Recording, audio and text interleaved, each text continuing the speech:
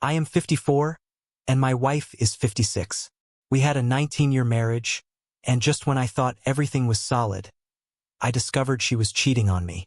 It hit me like a ton of bricks, and I'm still trying to wrap my head around it. We never had kids due to fertility issues, and we even went through the whole IVF process, but it didn't work out. I do well for myself, owning vending machines and ATMs in North Carolina. My wife is an assistant store manager at Walmart, making a decent salary just under $70,000 per year. We never really had any major communication issues, and both our phones were open to each other. As time went on, though, I started noticing some changes. She would bring up an old friend of hers more frequently, giving me a detailed play-by-play of his life. It didn't quite register as a red flag at the time, but looking back, I realized I should have paid more attention. Despite this, we carried on with our lives, working, having date nights, and maintaining a decent sex life.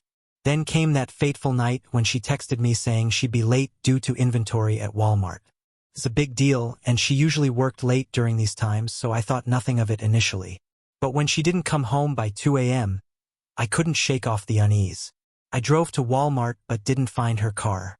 A sinking feeling set in when she didn't answer my calls, and the knot in my stomach tightened. The whole situation was tearing me apart, and I wasn't sure where to go from here.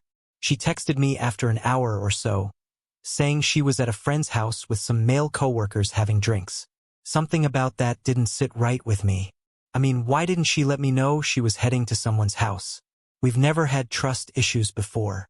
When I confronted her about it, she got upset, accused me of being controlling, and insisted nothing was going on. But the whole situation left me suspicious, especially after a conversation we had about spicing up our sex life with threesomes. When she finally stumbled in at 4 a.m., reeking of alcohol, I didn't say much. I'm not the type to accuse without evidence, but I couldn't shake off the feeling that something wasn't right. The next day, she apologized, claiming she got too drunk too fast. I told her it wasn't smart and reminded her how lucky she was not to get pulled over. She maintained that nothing happened with the guys, but I couldn't fully buy it. I warned her that if I found out she was cheating, I'd end the marriage. A few months passed, and things seemed to be improving. We were trying to communicate more openly. But then I noticed changes. Her phone suddenly face down, was password protected, and she was texting an unfamiliar number. My suspicions kicked back in. Going through the phone bill opened a Pandora's box. I noticed my wife was texting a number I didn't recognize, and they were in constant communication. Thousands of texts and calls, even on the night she didn't come home until the next morning. That raised big red flags. I decided to do some digging on my own, checking my phone contacts against the bill. I didn't spill the beans to my wife. I wanted to uncover everything myself. Over the next few weeks, I snooped around emails on the computer and old phones we had lying around but found nothing. Everything seemed to be locked away in her phone, which I suddenly couldn't access. Despite not wanting to invade her privacy, I felt pushed against the wall. That's when I took a drastic step and hired a private investigator. After handing over all the necessary info, we discussed North Carolina's divorce laws, and the investigator dropped a bomb about something called alienation of affection, where a third party wrecks your marriage. A week later, the investigator summoned me to his office with information that made my blood boil. He had evidence of my wife leaving work early, meeting this guy at his place, staying there until she had to come home. And the kicker? On 2 occasions, another guy showed up at this house, and guess who was there to greet him? Yep, my wife sharing kisses. That was the final straw. I left the investigator's office armed with all this damning evidence on a flash drive. Grateful for his help, I headed straight to the attorney he recommended and filed for divorce immediately. The day my wife texted about being late coming home, I didn't respond. Instead, I packed my bags, called my brother, and told him everything. He was just as furious as I was. I headed to his place, knowing I needed time away to figure things out. I went home, packed a few things, and left for my brother's place. Surprisingly, I didn't get any calls or texts from my wife. I thought she'd blow up my phone when she realized I wasn't at home, but there was a reason for her silence. She was in jail, arrested for a DUI, which in a strange way delayed the inevitable. She bonded out before her work shift, called me, and left a voicemail wanting to talk. I didn't answer any of her calls or respond to her messages. She was served with divorce papers at Walmart later that day. Fast forward 2 months, and the divorce hearing arrived. My wife's attorney tried to get me to pay spousal support and hand over the house and a part of my business. When my attorney presented the evidence of her infidelity, the judge ruled against spousal support in the business but ordered us to sell the house. Fortunately, there wasn't much equity, so I wasn't overly concerned. After the divorce was finalized, my attorney and I discussed filing a lawsuit against my ex-wife's affair partner for alienation of affection. Fast forward another 3 months, the house was sold, and my ex-wife got about $115,000 from the equity. I got a similar amount. Around the same time, she got arrested for another DUI, fined, did community service, and had a suspended 2-month jail sentence. We talked a few times after the divorce regarding the house, but whenever she tried to bring up us, I hung up the phone. My private investigator found out her affair partner owned a restaurant in the area, and my lawyer and I decided to move forward with a lawsuit against him for alienation of affection. Now I'm waiting on the court date for that. If there are any updates, I'll be sure to share them. I never thought I'd find myself writing something like this, but life has a funny way of throwing curveballs at you. My girlfriend Ashley cheated on me with a manager at the movie theater where she works. The betrayal hit me hard, and I had to share what went down. Ashley and I had been together for nearly 3 years, and we'd been living together for the past year.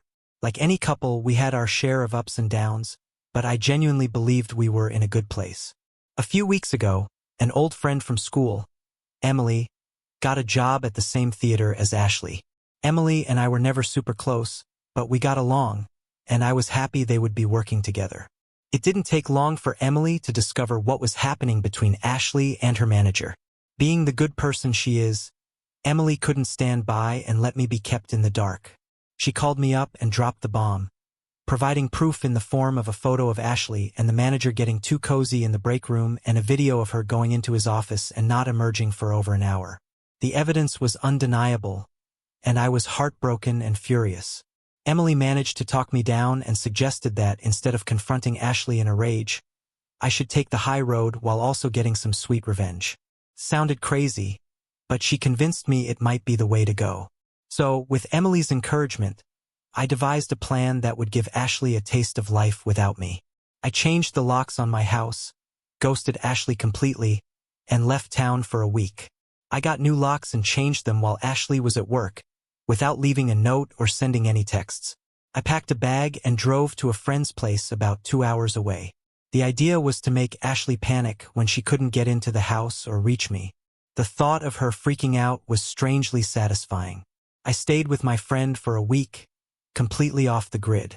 I turned off my phone, avoided social media, and made it impossible for Ashley to track me down. Throughout that week, I heard through the grapevine that Ashley was losing her mind. She couldn't get into the house, couldn't reach me, and all her stuff was locked inside. Honestly, it felt great to know my heartbreak was slowly morphing into a feeling of control and satisfaction. I had to see this through. When I finally came back to town, I didn't let her know I was home. I wanted her to sweat it out a bit longer. Sure enough, 3 days after my return, she showed up at the house, frantic and on the verge of tears. I answered the door, acting like I didn't know who she was, playing it cool and asking if I could help her with something. She was hysterical, thinking I had died or something, babbling about how she was worried to death. I continued to play dumb, saying I just bought the house and had no idea who she was. I told her that someone had left a bunch of stuff in the house, and if it was hers, she should take it and leave before I burned it all. The look on her face was priceless, like she was in the twilight zone. I enjoyed watching her go through the entire gamut of emotions. I couldn't keep up the act forever, though. I finally broke character, saying I thought I recognized her, but she couldn't be the girl I thought I knew because that girl had cheated on me. The shock and realization on her face were almost too good to be true. It was like all in one moment, she understood what the last 11 days of torment were all about. I got her. I told her to get her stuff out of my house and to never call me again. She started crying and begging for forgiveness, but I wasn't having any of it. telling her she needed to leave before my new girlfriend showed up for our Netflix and chill date. Even though there was no actual date planned, it was a bold move, but it worked. She took her boxes and left in tears, apologizing and sobbing. It may sound twisted, but after what she put me through, I felt like she deserved it. Now, for the cherry on top, remember Emily, the old friend from school who ratted out Ashley? We started hanging out more after this whole ordeal, and one thing led to another. We're dating now, and things are going really well. Life threw me a curveball, but I managed to hit it out of the park. So that's my story. I never thought I'd be one of those people posting crazy revenge tales. But here we are. Sometimes life has a funny way of working things out. As for Ashley, I hope she learned her lesson. Don't mess with someone who's willing to change the locks and leave town for a week. My advice for anyone going through something similar: don't be afraid to stand up for yourself and take control of the situation. I could have easily confronted Ashley and had a messy fight, but instead, I took the high road while also getting some sweet revenge. Look where it got me. A new and better relationship and a story that I'll never forget.